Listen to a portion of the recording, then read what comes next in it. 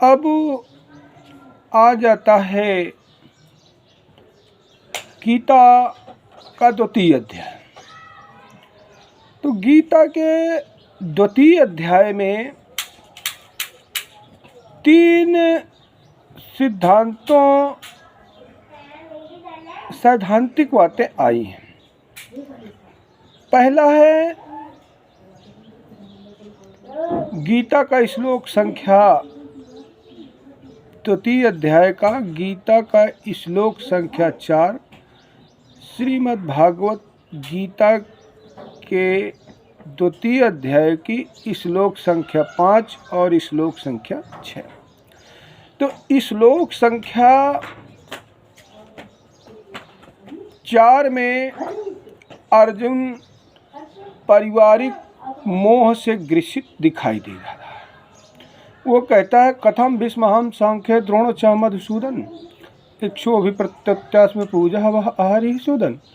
हे कृष्ण, मैं इन भीष्म, द्रोण और कृपाचार्य जैसे महानुभावों पर कैसे वार करूँगा, ये तो मेरे लिए पूजनीय है। फिर श्लोक संख्या 5 वो कहता है, गुरून् हत्वा हि महानुभावान् च भुक्त भैक्षम प्रिय लोके हत्वार्थ कामास्तु गुरूनिह भुंजीय भोगान रुधिर प्रदीप्यान। प्रभु, ऐसे महापुरुष जो मेरे गुरु हैं, इनको मारकर मैं इस संसार में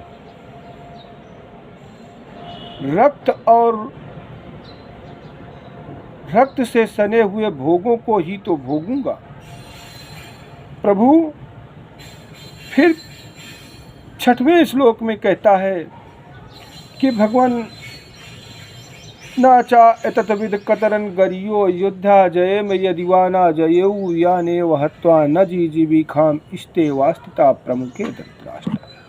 प्रपता नहीं हम इस युद्ध में विजयी हों कि वो लोग विजयी हो जाएं, उनको हम मार पाएं, या वो लोग ही हमको मार डालें। तो यहाँ पर 3 बातें आती हैं, पारिवारिक मोह और कार्य पूर्ण होने के प्रति संदेह और धर्म के प्रति अनभिज्ञता।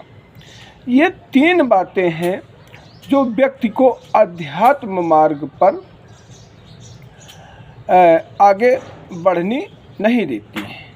वो अर्जुन कहता है, भगवान इस युद्ध से हमें क्या मिलेगा? स्वजनों को मार करके एक छोटा सा राज्य ही तो मिलेगा। तो हमें इस छोटे से राज्य के लिए क्या, हम तो स्वर्ग के राज्य के लिए भी इन महानुभावों को नहीं मार सकते हैं। तो वो इस प्रकार की बातें अर्जुन कहता है। उसको समझ में नहीं आ रहा है कि वो क्या करे।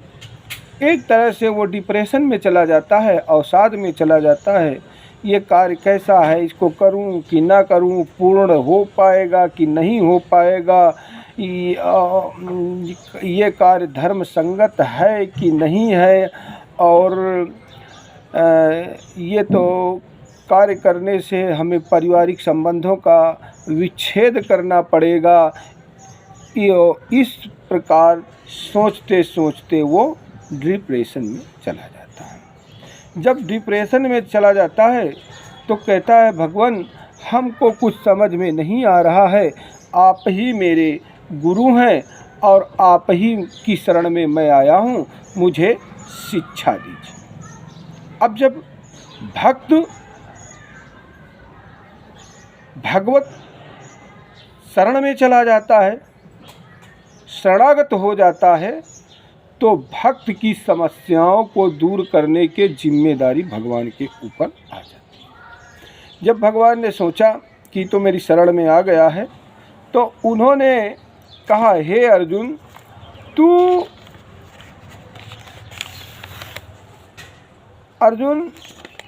तुम पंडितों के से तो वचन कहते हो, लेकिन शोक कर रहे हो जिनके लिए तुम्हें शोक नहीं करना चाहिए। तुम तर्क तो बहुत दे गए कि पारिवारिक स्वजनों के वध से कुल की स्त्रियां दूषित होंगी, पिंडोतक क्रिया का लोप होगा, कुल घातियों का जन्म होगा, इत्यादि इत्यादि तर्क पंडितों की तरह, विद्वानों की तरह तो तुम बहुत दे गए। लेकिन सत्यमेव विद्वान वो होते हैं जो मानव शरीर के लिए शोक नहीं करते, नश्वर वस्तु के लिए शोक नहीं करते। अगर तू युद्ध ना भी कर तो ये भीष्म, द्रोण, कृपाचार्य या अन्य कौरव पक्ष या पांडव पक्ष के जो भी महान योद्धा हैं, उनका अंत तो अवश्यंभावी है। ये उन्होंने कह दिया कि नाश्वर वस्तु का विनाश है, मनुष्य का शरीर है, इसका विनाश निश्चित है, इसके लिए तुम्हें शोक करने की आवश्यकता नहीं है। फिर उन्होंने कहा कि तुम कहते हो कि देवताओं के राज्य स्वर्ग को भी पा करके मैं अपने स्वजनों का वध नहीं करना चाहता। तुम मारने से, युद्ध करने से तुम्हें ये हस्तिनापुर का राज्य ही नहीं मिलेगा, स्वर्ग का राज्य ही नहीं मिलेगा, वरन अमरत तत्व कल्पते, तुम्हें मोक्ष की प्राप्ति होगी, अमरत्व तत्व का प्राप्त होगा।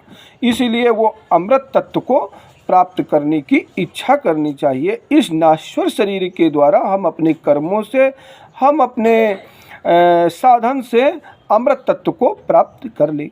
अब जो श्रेष्ठ कर्म करेगा वही अमृत तत्व होगा। बहुत से राजा हुए जो आज से हजारों वर्ष पहले हुए, आज भी वो इतिहास में अमर है।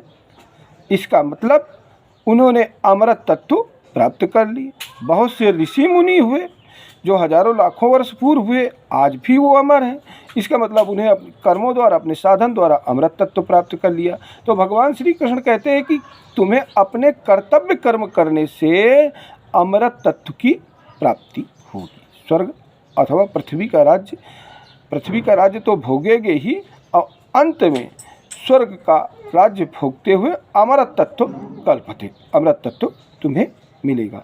तो पारिवारिक मोह ये शरीर है, इसका नश्वर होगा, और कारण पूर्ण होने के प्रति तुम्हें संदेह करने की आवश्यकता नहीं है, क्योंकि तुम्हारा सिर्फ कर्म करने में, कर्तव्य कर्म करने में अधिकार है, उसके फल में कभी नहीं।